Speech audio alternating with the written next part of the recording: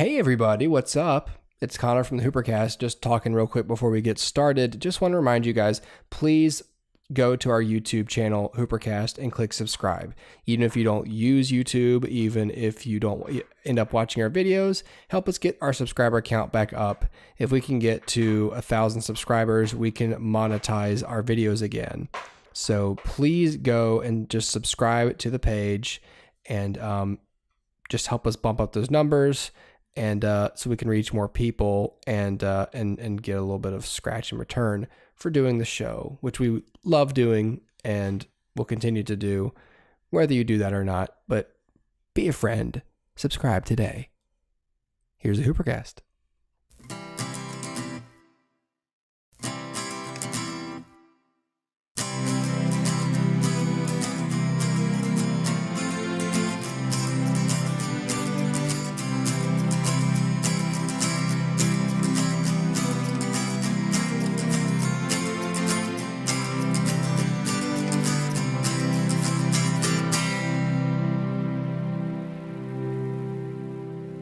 There was an episode of Nerd Crew where for like 5 minutes he just goes, "Thanos in the house," and then they start talking about Justice League, and he goes, "Darkseid in the house," and it just does that for like 3 minutes solid.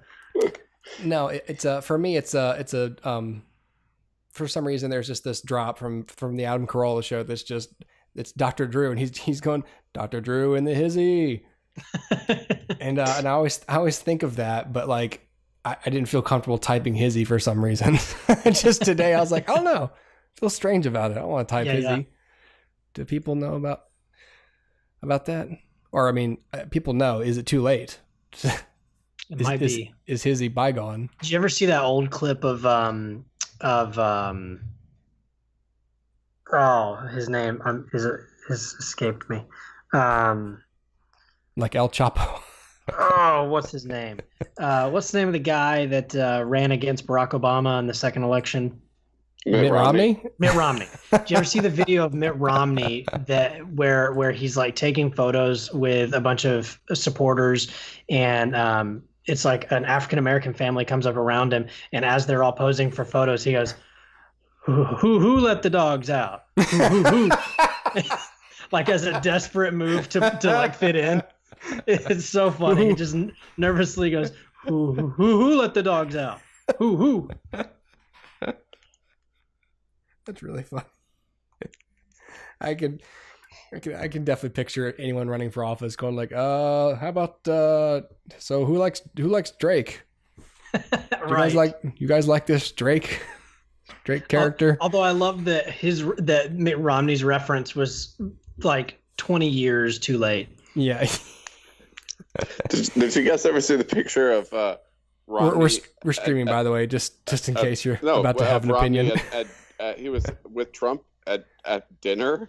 Yeah. No, it's like the most awkward photo. He looks very surprised. Right after Trump had they were having words with one another. Yeah. Publicly, and I guess he went out to dinner, and it looks like the beginning of like a Curb Your Enthusiasm episode or something. It just looks very uncomfortable.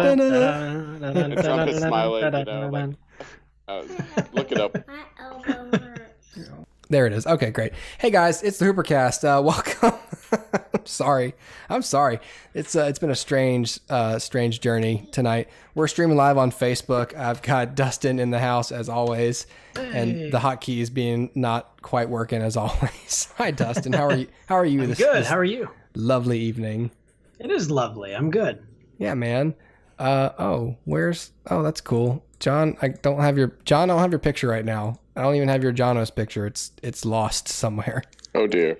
It's all good. He can be just that little Vegeta icon above. Yeah, I'm Vegeta. There you go. Just up there in the corner. Hello. Yeah, we're streaming live on Facebook, so anyone who's listening to the podcast later, you can actually follow the page on I almost called it, I don't even remember the wrong thing I was about to call it, but I was about to call it something that wasn't right. But yeah, we're streaming on Facebook Live. So if you like us on Facebook, you can actually, get the time alerts that are somewhat accurate to when the stream starts and actually look at the video live and ask us questions and all this other junk. So pretty cool stuff. So hopefully you watch as people now are allegedly watching. So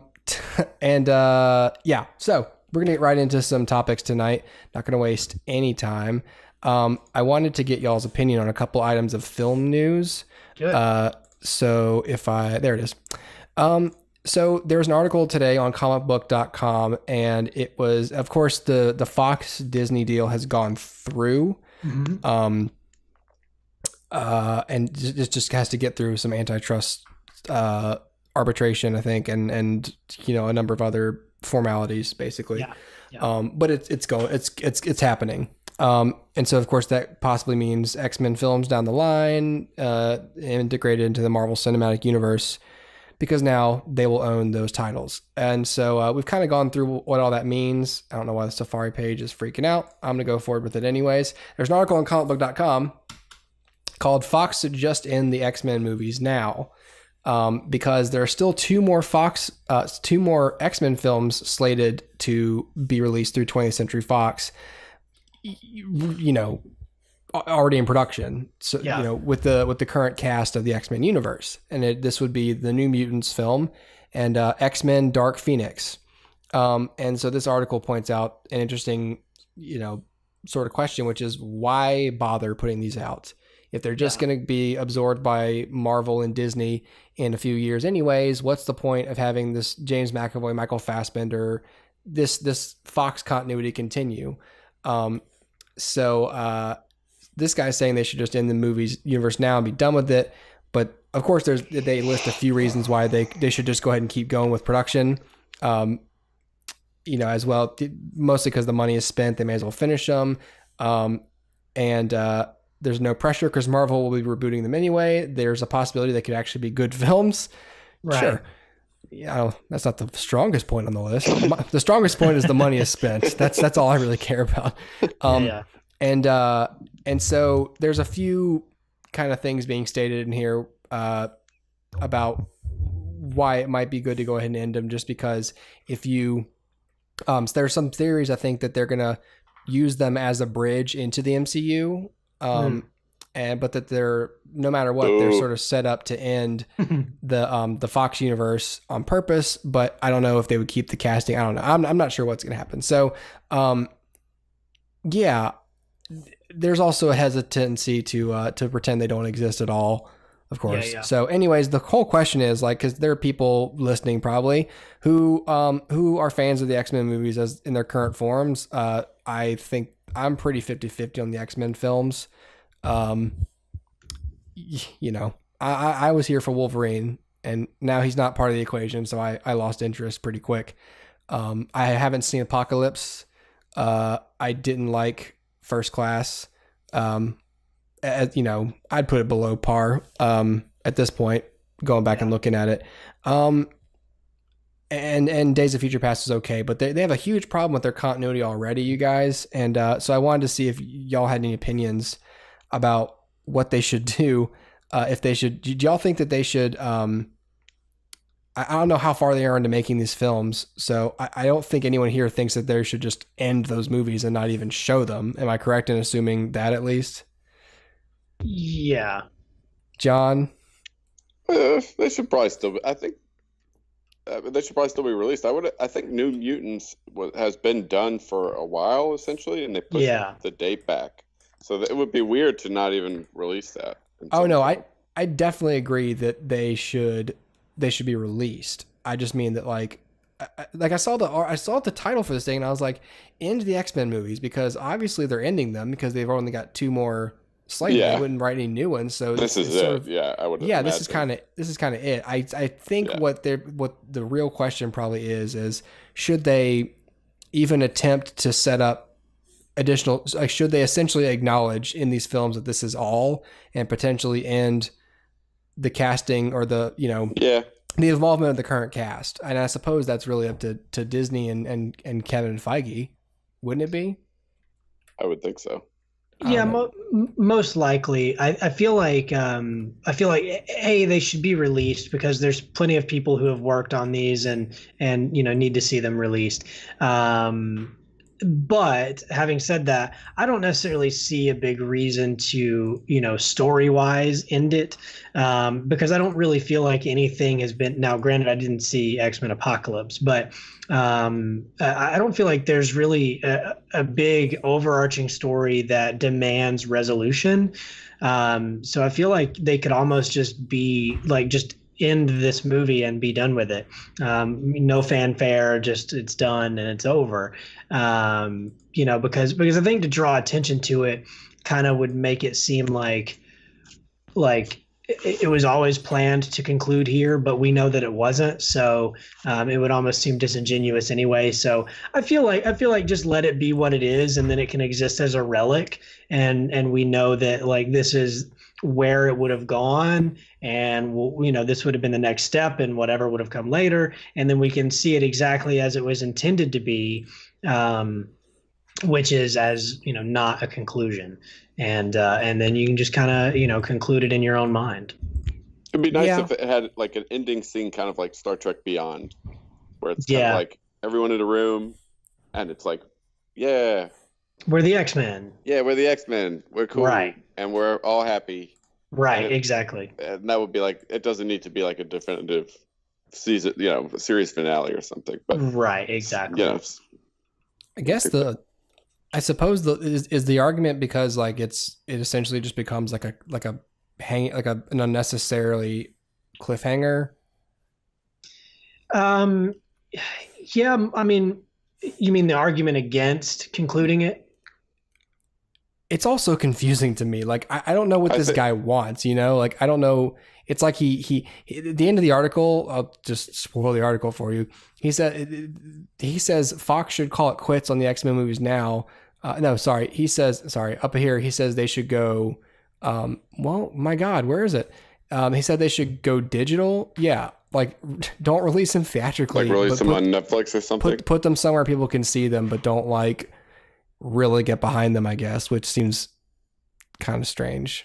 I don't see I don't think they'll do that. I see why, because eventually they're going to want to recast all these with new people, and it would seem confusing to consumers to continue with that and do another film that won't come out for a while. I definitely think that that they're in it's sort of a kind of a tough spot because you do worry about confusing people and changing the cast too fast. And I think the big fear is to be like the Amazing Spider-Man, which is like, oh, here's all this setup. No, never mind. Mm-hmm. And so I don't know what really they ought to do, but I mean, there's another thing in the article about how, I think that they said Apocalypse it's sort of a backhanded compliment. It's like, hey, you've got a great situation going because Apocalypse was forgettable enough to where you've sort of already left it as softly there as it can be with this new cast, but not really in a film that like lots of people liked. So why don't you just pack it in there? Mm-hmm. But again, it just depends on what stage of production they're in. If there's money spent to retain the actors already and to build sets and to do a bunch of work beforehand, then it's a gigantic waste of money to just say, nope, never mind. No movie. Sorry to James McAvoy for whatever project you had to pass on to appear in this film. Sorry to Michael Fassbender, Yeah. Right. Yeah. I feel again, so Dark Phoenix is supposed to come out February of 2019. Mm-hmm. New Mutants, like John said, is done. Yeah. Has been done for a while. And I think it is supposed to release at this point at August 2nd of 2019. So I feel like at this point, just release them, make what money you can, and then pack it in. In other words, I don't think there's any positive for Disney to shove them under the rug. Mm-hmm. At the very least, it can make them a little bit of money. They finish it out, be done with it. Because at the end of the day, it doesn't matter if they recast today or if they recast as soon as the New Mutants comes out. At the end of the day, that recast process and the announcements of that, it doesn't matter. Just do it when you're ready. And this is all presuming anyway that the X-Men will be coming to the MCU, which again is not set in stone. I'm sure Disney would be smart enough not to just sit on this, but to integrate them in is still a probably 5 or 6 years in the making before they can really be well integrated. So at the end of the day, if it's between, just pulling the plug today or pulling the plug on August 2nd, 2019, just wait.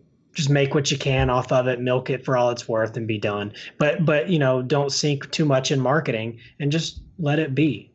And New Mutant, that's a hard New Mutants. It is that's kind of like a standalone movie. It doesn't really involve any of the characters from the other films or anything. Exactly. So that wouldn't really be an issue, I wouldn't think. Right. It's kind of weird that it hasn't come out yet, but it is weird. Yeah, there's another one more thing they mentioned there about just go ahead and sort of repackage the New Mutants and introduce it in a more fan-friendly way. But I think a lot of people were responding positively to the approach they were taking.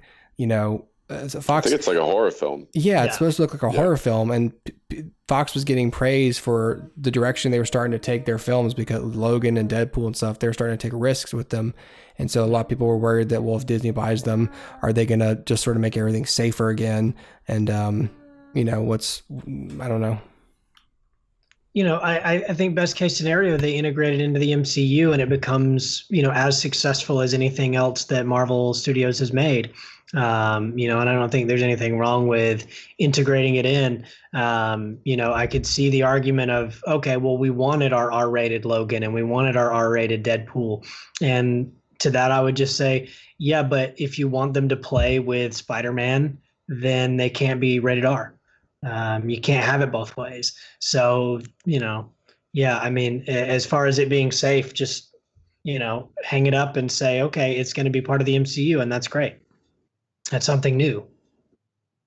Yeah. Well, all right. Well, I just wanted just quick thoughts on that story. I just wanted to, but kind of going to move on from that now. Sure. Briefly, just in related news, there's another story about Tom Cruise reportedly being the front runner to play Green Lantern in this next movie. Mm-hmm.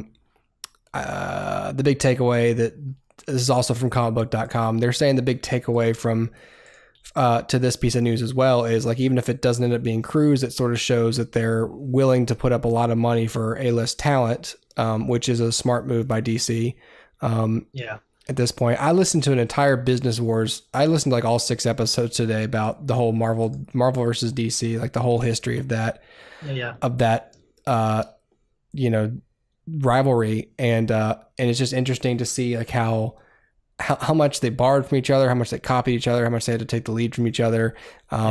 And so this is sort of another instance in where one of them is going all right, well, what are they doing that's working? And then they think someone finally listening and going, we need good actors. And we need more than a couple of good actors. We need everyone needs to be good. Yeah. So I don't know if I want Tom Cruise as the Green Lantern. It just seems shooting straight to the top for someone who's not the main person. But I'd rather him be Green Lantern than Superman or Bat. Can you imagine imagine those teeth in a Batman cowl? He was Tony Stark originally. Yeah, he was. Yeah. For a long time he was attached to that. Yeah. He's better suited to Tony Stark than he is Hal Jordan, I think. He looks like Tony Stark, from the comics and things. Yeah, like that. Totally. He does. Wouldn't have been a bad choice for that. Very different character than I think it is now. Very different. Yeah. I'm sorry about the chewing noises. My daughter's a foot away from the mic eating a banana. So I think it's saying that Christopher McQuarrie might be getting involved in this Green Lantern film a little bit too, which is why Tom Cruise is sort of at the table right now about it. Sure. And of course, Henry Cavill, being Superman, obviously going I'd love to work with Tom Cruise again. So, it could be interesting. I always think I don't want this actor in this. I don't want Tom Cruise to be Green Lantern because he's Tom Cruise and I can't not see him as Tom Cruise. And that's pretty much still true. You know, as we sort of talked about, Ethan Hunt is Tom Cruise, so it's not hard to see him as that character. Sure. But it might be hard to see him in a domino mask with a ring, and you know. But I'll say this: Tom Cruise still always delivers, and I think if he were Green Lantern, that would be like the most stunt-filled Green Lantern film, you know, that people probably aren't even expecting to get. Right. Totally. You know, I would prefer a younger Green Lantern just because, you know, because at this point, really the question is, are we keeping the Justice League continuity or are we not? If we are, then I do think it's $1 million question. Yeah, I do think it's weird that the disparity in ages between someone like Ezra Miller and Tom Cruise, and Ben Affleck, and throw Henry Cavill in there, and you know, you just have like so many different age ranges. Whereas I feel like with the Avengers, it kind of works because like your A characters, your Hemsworth and your Evans are contemporaries of one another. Yeah, and so it's weird, you know, to have. It's always been weird to have Ezra Miller playing alongside Ben Affleck to me, because in my mind those characters are all kind of similarly aged. Yeah. And so to that same notion, like I would be knee-jerk reaction against Tom Cruise as Hal Jordan just for that reason. However, if they were to give us a few movies, you know, maybe 2 with Hal Jordan, or with Tom Cruise as Hal Jordan, you could theoretically go with the comics and have Hal turn evil and do the whole parallax thing and do it properly, and then you have, you know, an actual decent story. But you know, I don't know. I feel like it's a weird one because, you know. If I had my way, it wouldn't be Hal Jordan at all. It would be Jon Stewart. And no kidding. It's talking about having them both in this thing. Like, why? What's the point? But I wouldn't be against having them both, because then it would be almost like Lethal Weapon. And if you have a lethal weapon in space, that's interesting to me. But if you have a lethal weapon in space that also has to connect to Justice League and Ben Affleck and I'm so much less interested all of a sudden. So to me, again, you gotta pick one. Do you want it to be attached, or do you not want it attached? I think there's pros and cons both ways. But specifically to Tom Cruise, he wouldn't be my first choice. You know, I always thought Chris Pine would have been a great choice for Hal Jordan. And you know, I don't know. I just feel like you need I feel like you need somebody who can age with it, because as opposed to Robert Downey Jr., who started, you know, a little older than most superhero actors, he's the crux of the whole thing. So when he ages, it's fine because he's still the crux of the whole thing. But with Tom Cruise, I can't imagine a scenario in which Green Lantern is the crux of the DC cinematic universe. And so at that point, it's like, well, then why get Tom Cruise? You can get A-list talent that's cheaper and better, or maybe not better, but more better suited to the role. Yeah. And so I just feel like, why bother? If you're going to have somebody age with a role, then let it be like a Superman, or, you know, somebody who's actually going to be there for the long haul. So I don't know. I feel like that would be the wrong move. Yeah, I don't know. Okay. Any final thoughts on that, John? No. Yeah, it's interesting. I'm not a Green Lantern fan, so. Well, I like Tom Cruise, but I just, like I said, I think it's just he's probably, and especially if you're going to have this be like a 10-year deal sort of a thing inside their continuity. Well, he's going to play the Green Lantern until he's 60. That doesn't make any sense. Right. Like it makes sense for someone like Tony Stark to be around, like, you know, if he were to survive all this and, you know, like to be 60 and being Tony Stark, that still makes sense to me because he's largely operating a prosthesis. You know, how old is Tom Cruise? Tom Cruise is about the same age as Downey. I think he's 50, like 53 or something. Yeah. Yeah, he's in his mid 50s. Who knows? Justin, are you looking that up? I am. He's 56. 56. Ooh. Yeah. Woo. Yeah. He wouldn't be my first choice. I wouldn't hate it, but he wouldn't be my first choice. Yeah. Well, okay. I could think of other DC characters I'd rather see him play. Like who? I could almost see him as a Green Arrow. Do an older Green Arrow. I could see that. And I could almost see him as like one of the smaller characters, like the Atom. You mean in stature? How dare you? Well, maybe. But it just in terms of like a B-lister. I feel like he'd be better suited to something like that. But he's going to overshadow everybody he's in the movie with, so you have to give him the A-list role. And I don't know. He would chew up some scenery playing Brainiac. He really would. That would be great. I'd love to see him play a villain. Now that you mention it, that'd be cool. Shave his head and make him Luthor. I don't know. I don't know. A villain would be a nice change of pace. Jumping up on couches. Yes. Man, he would be a great Lex Luthor, actually. I actually would have no problem with him as Lex Luthor. I actually would love him as Lex Luthor. Because then you get like a good, active Lex Luthor. Yeah.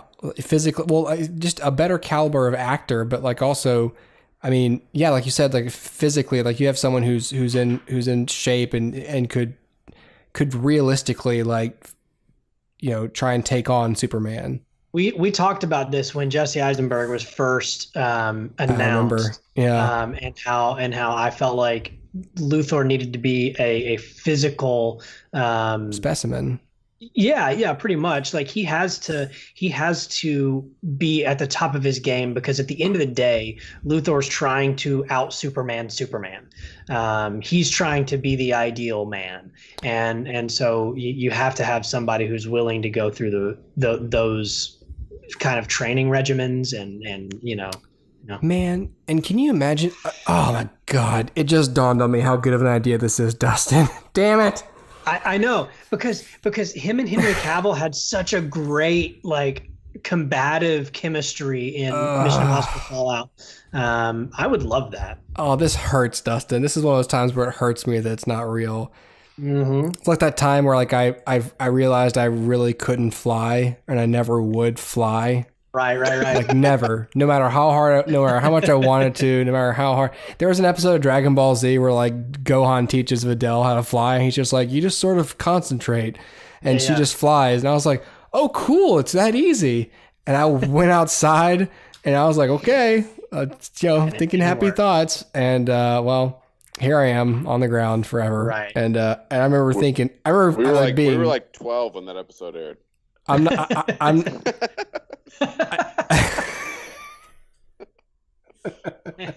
Just to put that in perspective, right? This was Hooper. This was a year ago. 6 weeks ago. Just take me away. Yeah, take me away from. I'm sorry, Bobo. Oh man.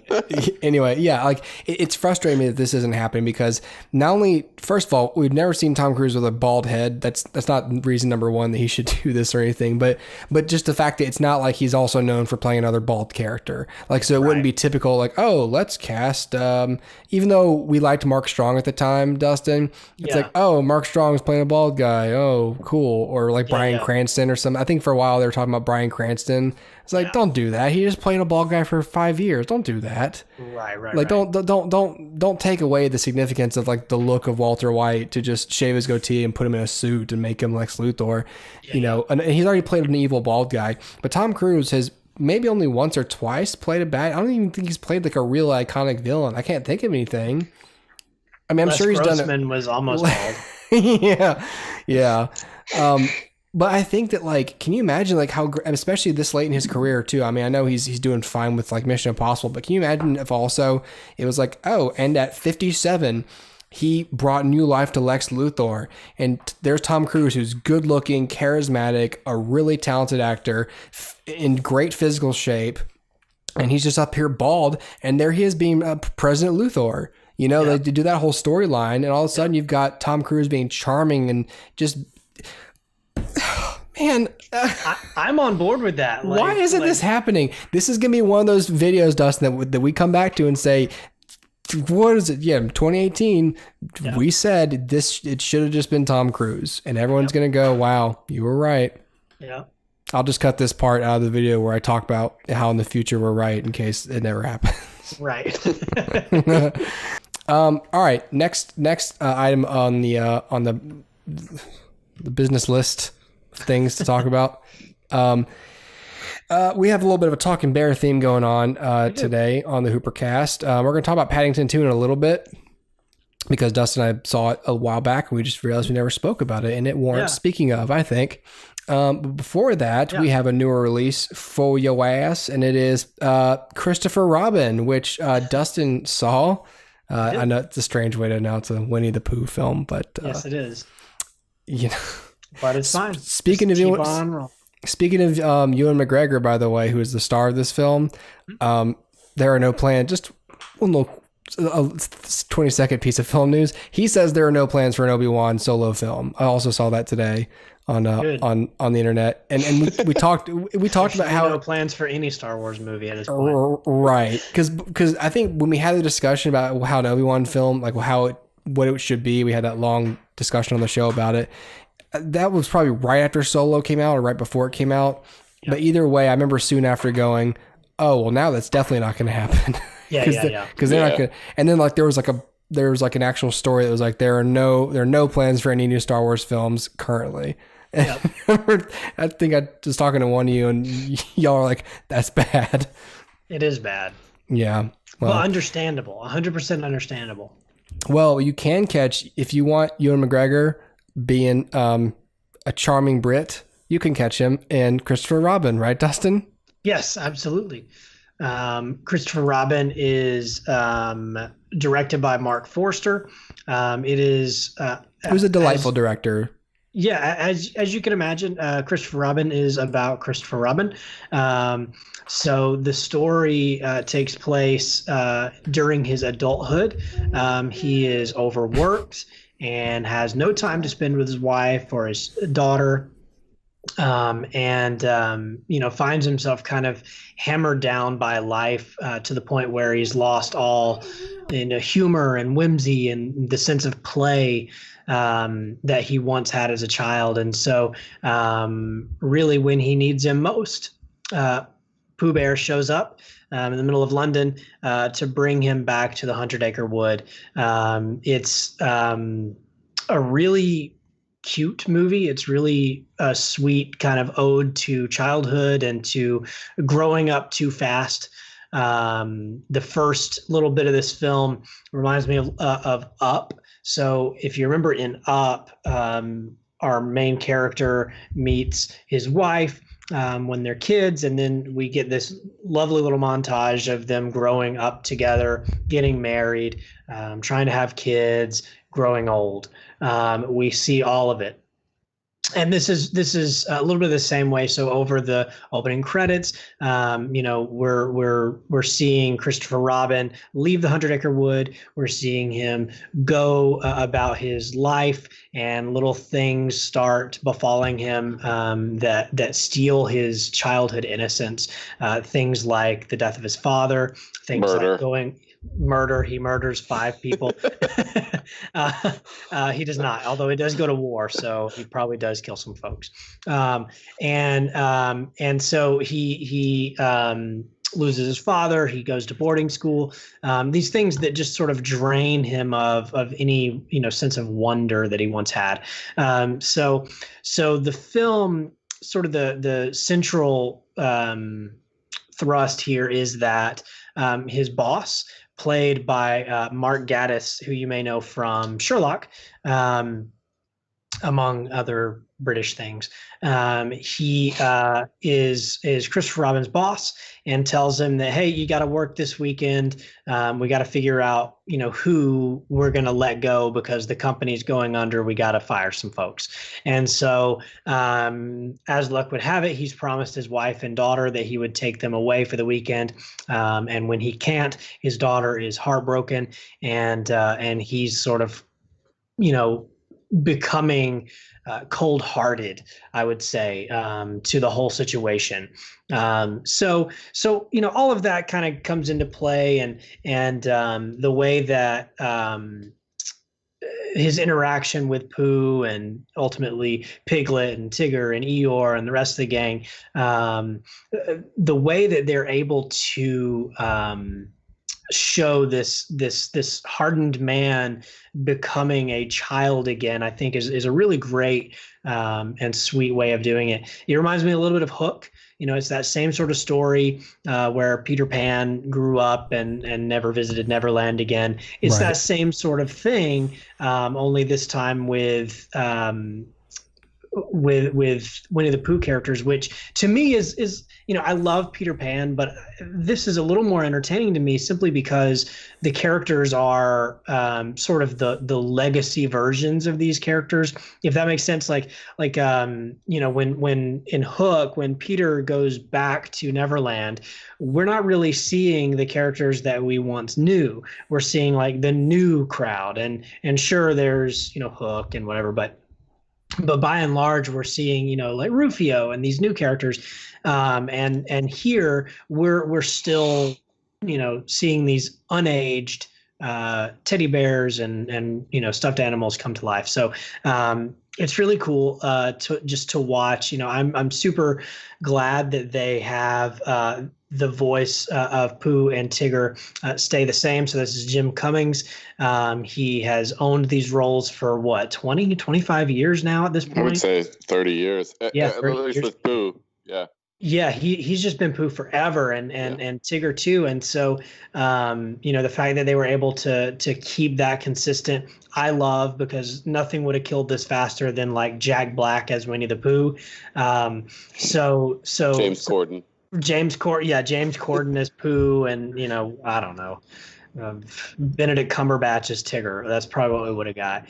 And so because what that does is that lends a level of authenticity, right? Like this is the voice that I grew up listening to.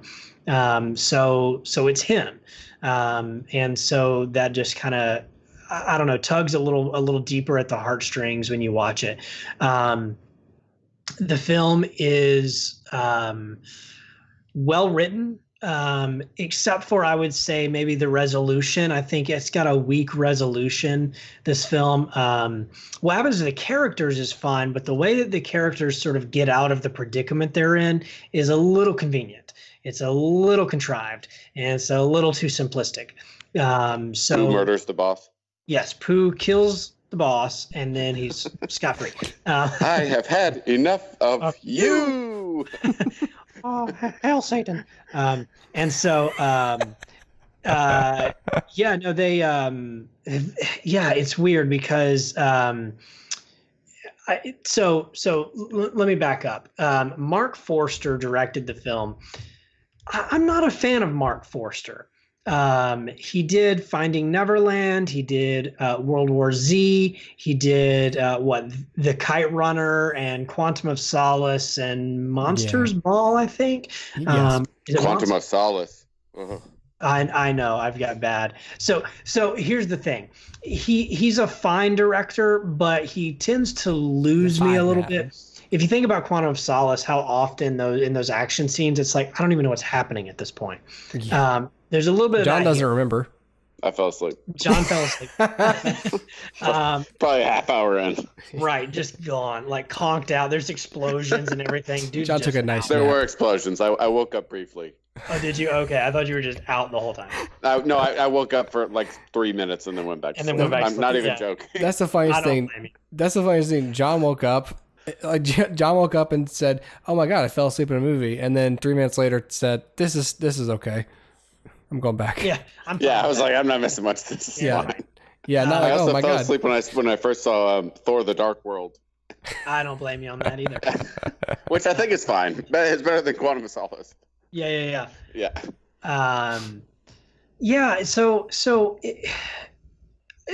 The ending kind of lacks a little resolution, and the direction is a little jumbled to the point where there are times when you're unclear, it's almost like it needs more establishing shots. So I'm just unclear of like the lay of the land and where the characters are in the scene and that sort of thing. And then there's a couple of, I won't say action moments in this, but let's just say there's a lot of movement in some of these scenes. And so he kind of shows us colors there again, where it just feels a little bit confusing and jarring and just maybe a little not so thought out. But really, the film is great because it's a tour de force for Ewan McGregor, who gets to basically be in every scene of this film almost by himself. And that's so, I love to see stuff like that because the screenplay is written by Tom McCarthy. And what Tom McCarthy's able to do is not make that boring, because so easily that could be boring.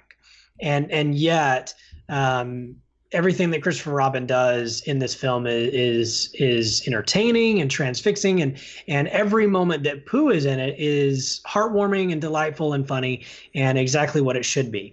Also in the film, Haley Atwell, who you'll know from Captain America: Winter Soldier or from the Peggy Carter series. She doesn't have much to do here, but I did want to point out she does really, really well with what she has. She's very watchable, and some of the way that she delivers these lines is just so real. Like it feels like you're a real person and you're really speaking at this point. Of your own volition. It's not a script. This is you. And so she inhabits this role really well, even though she doesn't have a whole lot of screen time. There's some actors and actresses who just have that quality about them, that they just take simple material and just make it seem organic. Yep. And seemingly effortlessly, That's the best thing you can do. I wouldn't go that far. Oh, wow. I'm offended. I do need to go, though. Okay, John. Not because of the William Shatner comment, but John's fed up. I've offended you. I'm sorry. I must run. All right, John. Thanks for stopping. Gotta get up. Gotta get going. Going to see a friend of mine. Oh, that's a deep cut. Winnie the Pooh. Pooh Bear, Winnie the Pooh. He's brown and he's fuzzy, I and we love him because he's just Pooh Bear, Winnie the Pooh Bear. You're welcome. Looking for fun. That will be stuck in my head. Yes. Yeah. All right. Oh my God. See you, man. Bye. I forgot how much I love singing that song. I know, it's such a good song. I'm gonna sing that while I'm taking a bubble bath later.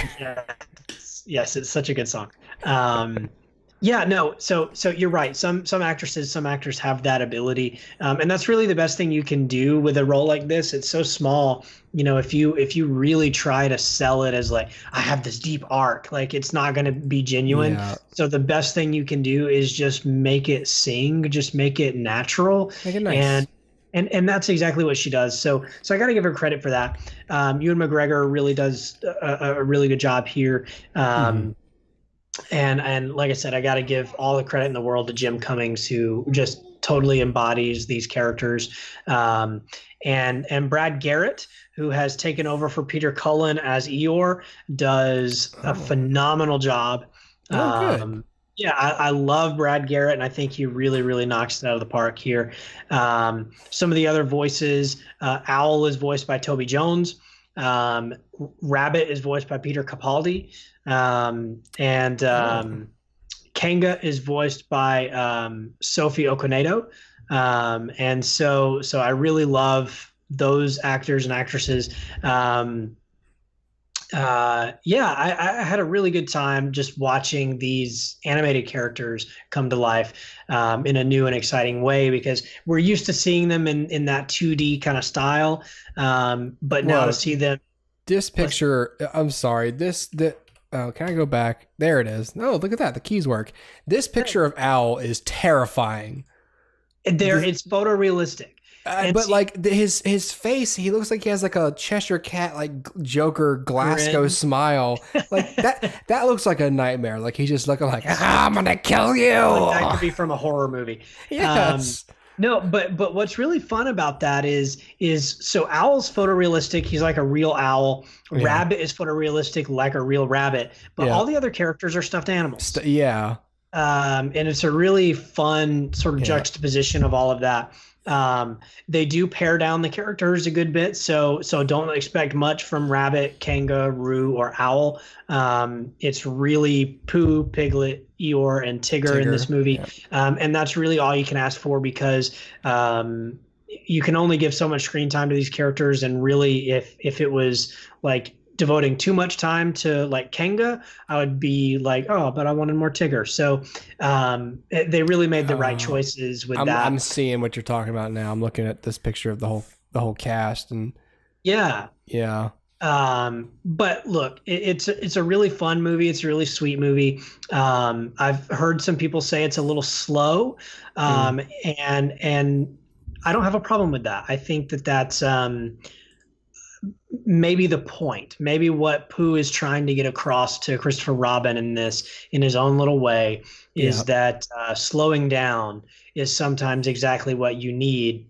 I think there's a line that's repeated often, something to the effect of doing nothing often leads to the very best of something.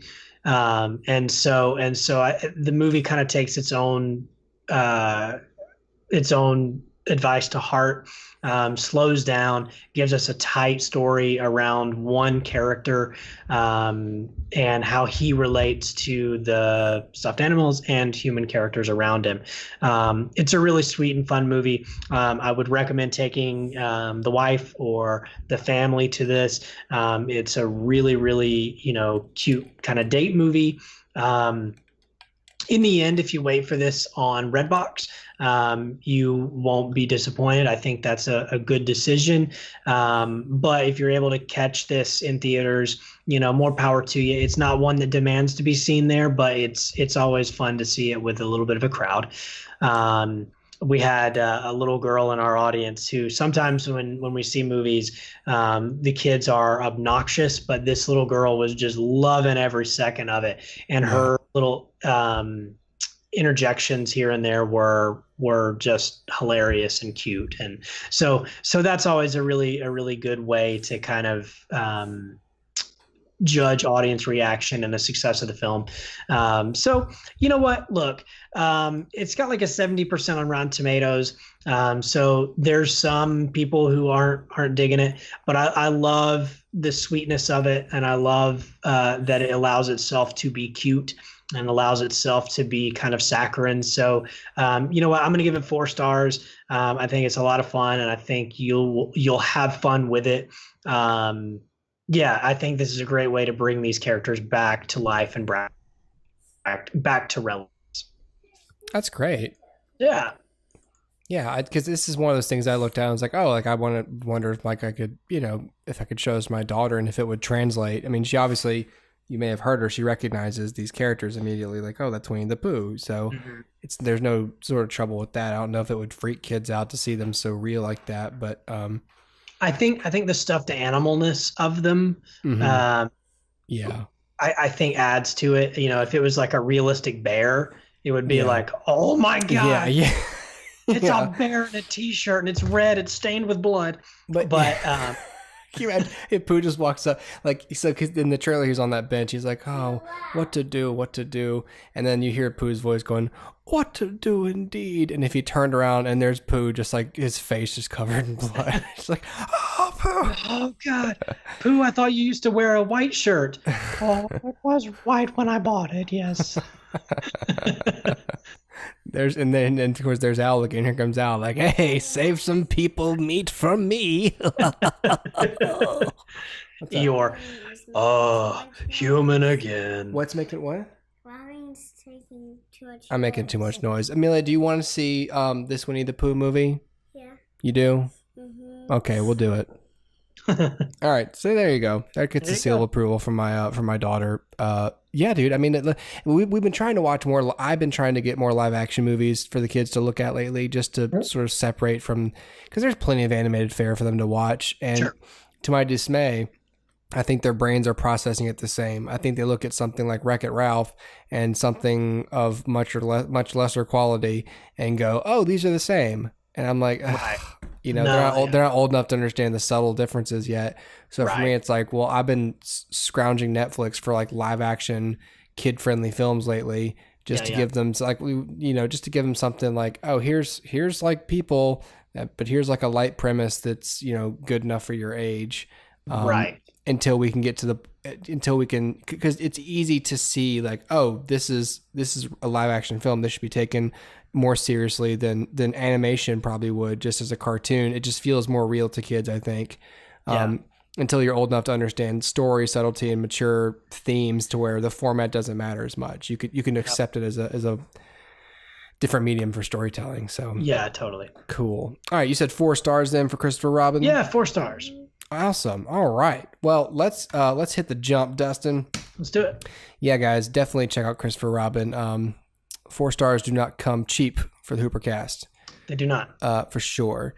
Yeah, we're gonna get off Facebook Live now. So if you want to see the rest of the episode, you can check us out on YouTube, and then there's a bunch of podcast platforms that maybe you're listening to right now. Where's that sheet? There it is. There's the Infinity Gauntlet full of stuff: Stitcher, RadioPublic, iTunes, Spotify, CastBox, Breaker, Anchor FM, something else, PocketCasts, and Google Podcasts. And yeah, definitely check us out on those thingies. And if not, check us out next week on Facebook Live. We'll be talking about other stuff as well. But Sweet. Until then, I'm going to hit the jump, and we will see you people later on.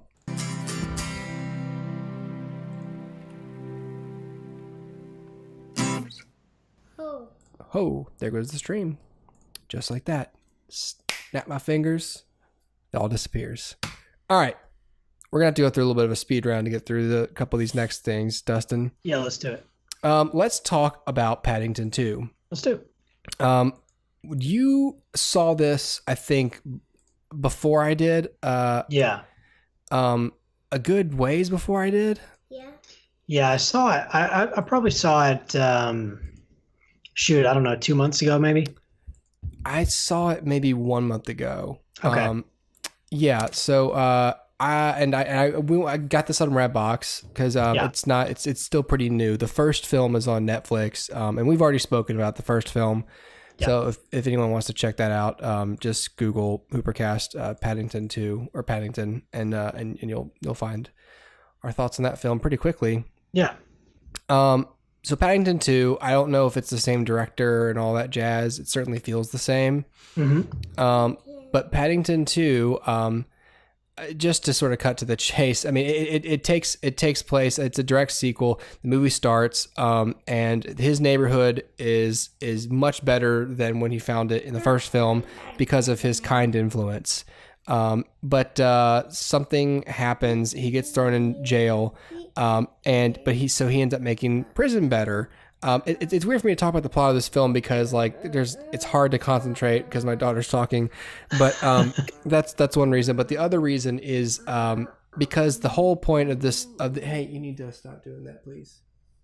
The whole point of this film, these movies, is essentially to showcase the positive effects of kindness. Yeah. It really doesn't matter what the plot of this film is or what it could have been alternately. This film is about kindness and being helpful and just being earnest and unassuming about people, and not being spiteful and all these human foibles. Just from the effect of this really nice bear. Yeah. I definitely, Dustin, what we gave, or you gave Paddington 1, what is it, 4? Was that a 4-star film? Yeah, I think it was 4 stars. So I give Paddington 2 5 stars. Okay. I loved this movie. It's so delightful. I love all the characters. The cinematography is really good. There's lots of color in the film, as you see. There's just some really kind of cool like layered montages, like visually, where like there's a pan across a room, like motion controlled shots showing time progression. Just from a technical standpoint, that's kind of cool. Mm-hmm. I appreciated this character because there's several different types of stories you can tell where characters have maybe have a positive arc, they have a negative arc, or they have a flat arc. In this case, this is a flat arc film, where Paddington doesn't experience any changes. He doesn't grow or anything. He's not any different. It's all about how his strength of character changes the world around him, and the characters around him experience arcs due to him. Yeah. And so it's really, so in that sense, it's great for kids because they have this role model in Paddington for the whole film and get to see what can happen if you're just a nice person. Yeah. I laughed a lot. It's just, there's a lot of really funny jokes. It's like just like with the first film, Dustin, you said it's sort of unapologetically British, but not like in a hammy Monty Python way. It's like an authentically British movie. Yeah. And it's just a really sweet, uncynical film. Yeah. And I would recommend it. I don't know. Go out to Redbox. I mean, hell, this is worth the money to pay on iTunes to rent it. And this is worth purchasing, although it's probably gonna be on Netflix in a year anyways. But man, especially if you're struggling to find something for your kids to watch, like I'm talking about, and you want something that's 95% live action, Paddington and this, of course, Paddington 2 are just great movies for that. Yeah. Yeah, I agree.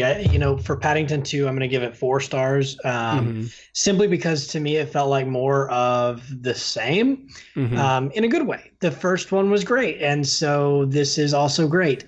I didn't feel necessarily like it necessarily upped the game, but it certainly didn't drop the ball. So to me, it's right up there, 4 stars, just like the other one. And you're right, these are solid movies. Do yourself a favor and see both of them as soon as you can, because they are good, fun, clean movies for kids that adults actually get something out of too. And that's really I think the hallmark of a good movie, because especially of a good kids movie, because you have so many movies like, I don't want to throw anybody under the bus, but like the DreamWorks model or what have you, where it's like, okay, it's a kids movie, but we're going to have these like jokes peppered in that the parents can laugh at. But what that means is the parents have nothing to grab hold of story-wise. They're just occasionally perked, like their ears are perked up, but by one-liners or something that sounds sexual. And of course, look at Hugh Grant. Hugh Grant's right there, like, ooh, right.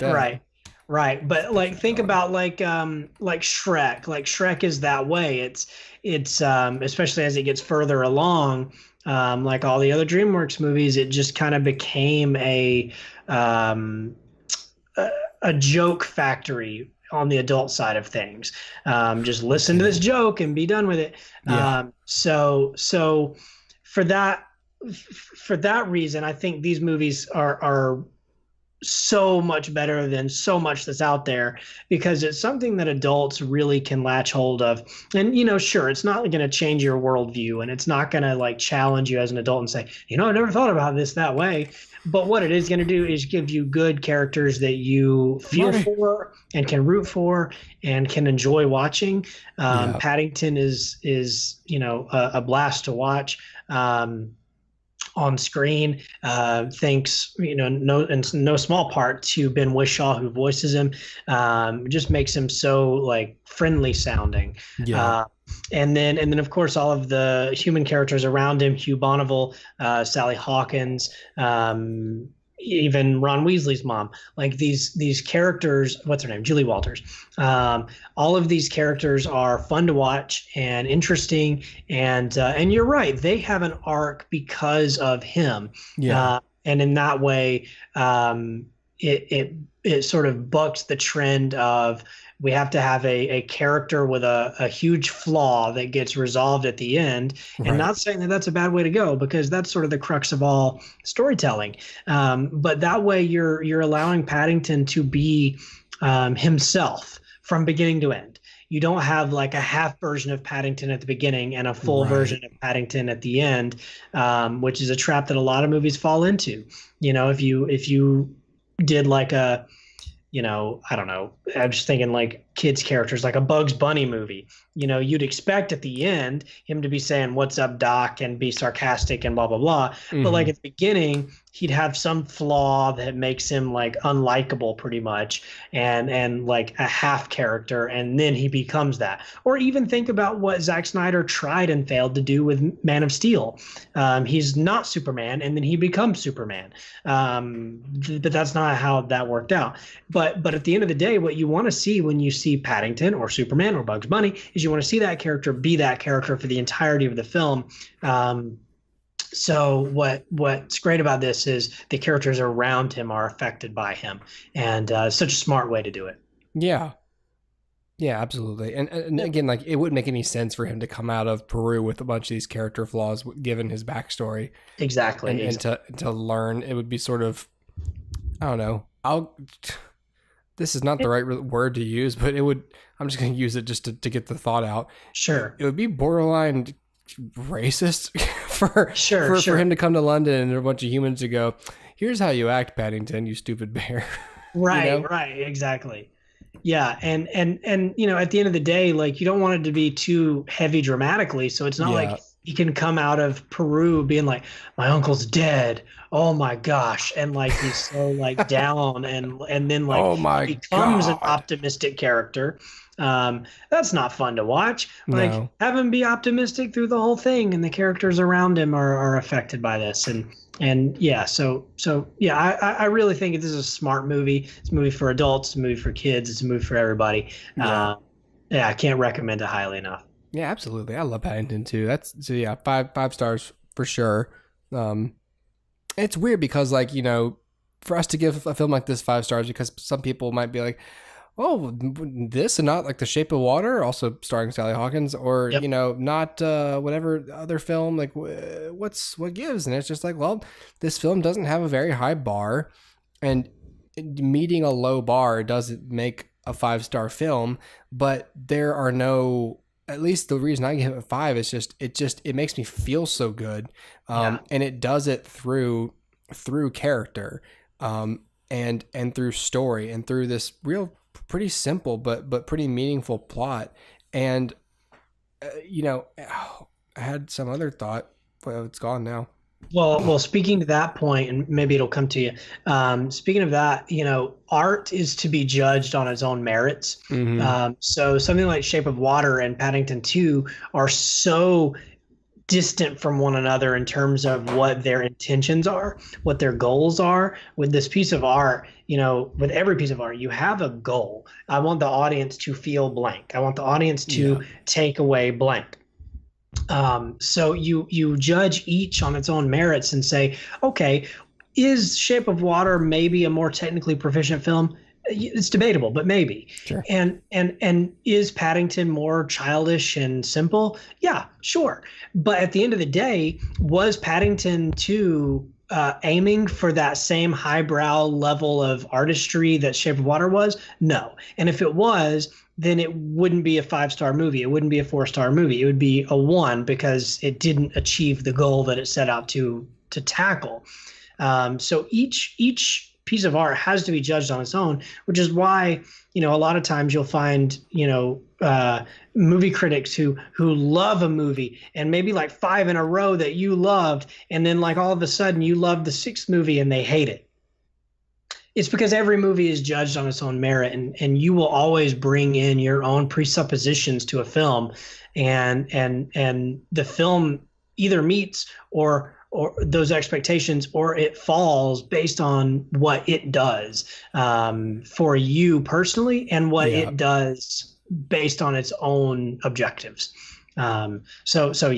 It's like comparing night and day. I mean, they both serve their purposes. Yeah. Yeah.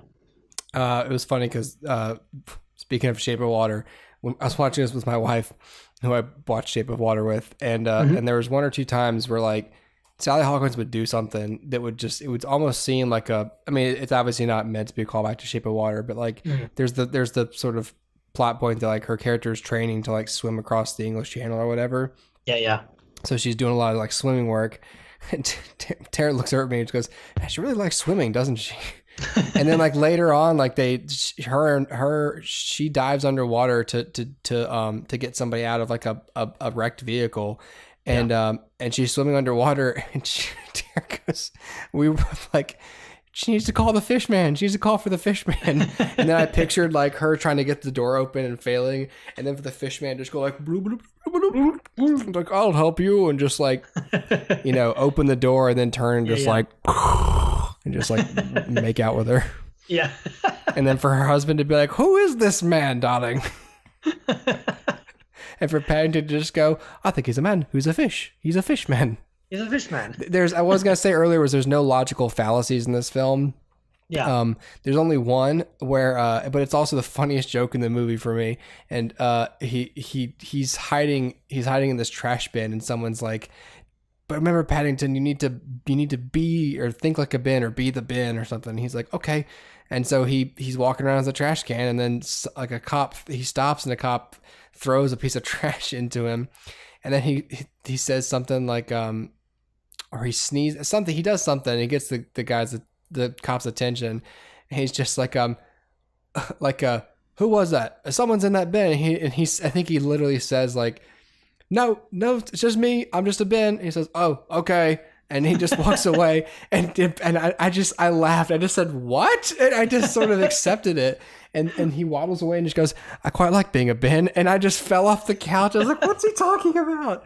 It's just a strange little like.